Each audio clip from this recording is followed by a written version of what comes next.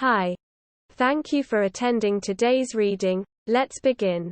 My son is starting to ask some really hard questions and I have no idea what to say to him. My son is only a child. I try to avoid these questions because I have no idea how to answer him without saying anything that won't hurt him. My son finished coming out of a heart transplant surgery and he asks me questions like why isn't Daddy here, or why his dad doesn't loves him like how his sisters are loved by the man who's raising them, which is not their biological father. I know I'm hated. I know I'm going to be called AW. Or will gonna say this is my karma. But if anyone can give me advice, I would so appreciate it.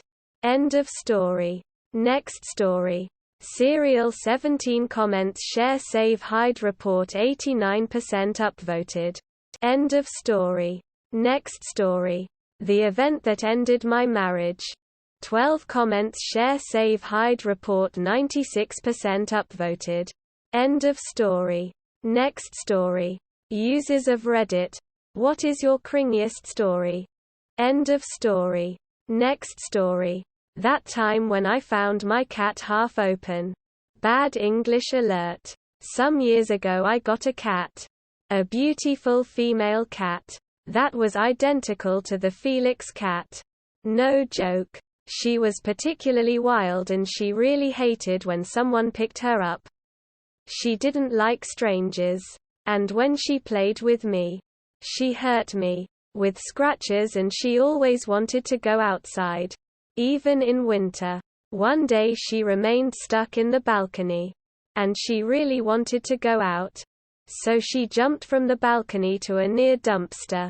The problem was that the balcony got some pointy things on top to avoid pigeons from going there. And my poor cat, while jumping, got cut from the chest to the belly.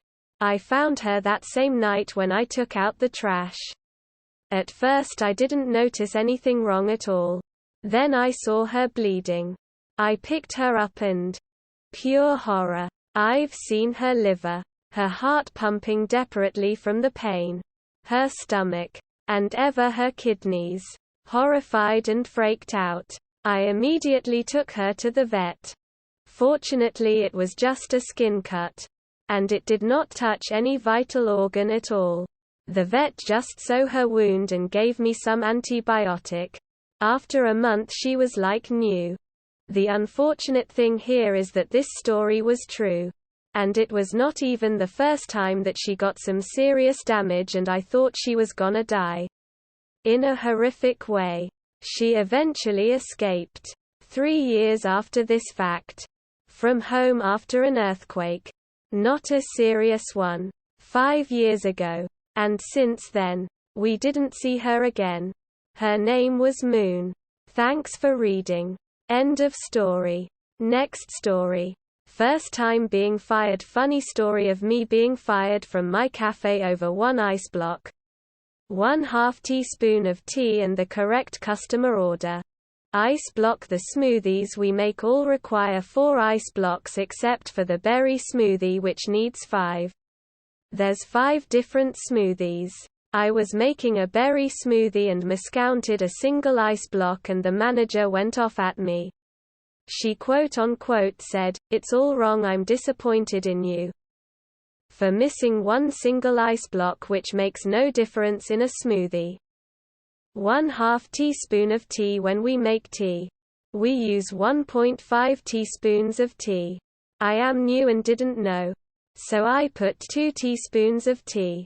My manager asked, "How much tea do we put in?" I said, 2. She came back with, No, it's all wrong. You have to put 1.5 teaspoons of tea." Then got all distressed over in 1/2 teaspoon of tea. Because someone is going to really care and even notice that 1/2 of extra tea. The correct customer order. Someone ordered a cup of latte. I couldn't find the cup of latte on the till. So I put mug of latte. Went to commands and typed cup instead of mug. Charged them for the latte. My manager came over and said, "It is all wrong. Your performance is so bad," as the customer receives their cup of latte right in front of the manager. The company got the money. The customer got their latte and no losses were made. Yet the manager went off at me for giving the customer the order they wanted. End of story. Next story. If not for quick thinking, I may have been a victim for sexual assault. Keep in mind that I've never really told anyone about this until now. This story is real and occurred around 4th grade. One night I was scrolling through Netflix trying to find a decent show to watch when a close family friend sat next to me on the couch. We were close enough that me and my sisters could sit on his lap and it wouldn't concern my overly protective parents. I could feel his eyes staring at me but didn't want to say anything because I was getting a bad vibe. We'll call him O. After staring at me for a while, O started talking. He was pretty drunk and his words were slurred. He started saying things like, "You're different from your siblings. You're really special." Shitty things like that to make me feel good about myself. He wasn't saying it in the compliment kind of way though. He said it with an alarming intensity. He started to talk more sexual, saying things like, "Me and you could be together. But people don't like that. Did you know that when I was your age I dated a 29-year-old girl?" Quote. He was 29. And my panic grew. As he started to talk stranger and stranger. He had gotten really close to me now. Our skin was almost touching. He glanced at my parents' bedroom and licked his lips. And asked, "Are your parents home?" All my red flags went off. They were gone at the store. I replied with, "Yeah, they're in their bedroom," forcing my voice to be steady. "Oh," he sighed. His disappointment obvious. Then fear flashed through his eyes. "Don't tell T about this, okay?" He told me nervously. T is the nickname for my stepdad. And he would beat his ass if he figured out what O had just done and said. After determining I wouldn't tell, O took his hand off my thigh and went to the bathroom where he puked his guts out from drinking too much alcohol. Years later I still worry about what exactly would have happened if I had been more naive and said, "They weren't home." How badly would that have ended? End of story. Next story. Is this how the end looks? Long story short, my life feels like a movie that's about to come to an end. I swear my whole life has been a horrible mess. I was an atheist for so many years. Then suddenly in the middle of the night I had a revelation. God showed himself to me and made me a true believer in him and his word. Now I am a man who is willing to lay down my life to serve God. I've learned and changed so much in just a few months.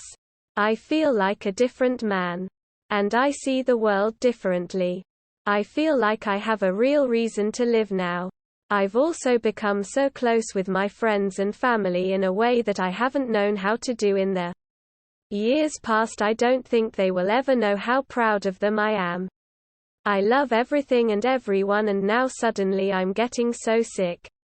I pray it's not COVID. But it's starting to show all signs. I'm quarantined and hoping I don't get sicker. But if I do die, just know that I am so happy. I have found the meaning of life. And I have met God. No matter what happens these next few weeks. Just please don't let my mama cry alone. She needs some Christian lady friends, someone who loves and fears God the way she does. She's shy, so give her time. And always remind her that I love her and I am so grateful for her being my mama. I hope my nephews aren't too mad at me. I promise I will fight as hard and as long as I can, because I promised my sister I would make sure they would grow up happy and healthy. I love y'all. And I will try to get some extra blessings from God for my friends and family. I'll also hug Big Sister. Dad. And Grandma when I get there. White heart. End of story. That is all for today. If you want to support my automated channel, feel free to drop a like and subscribe. See you tomorrow.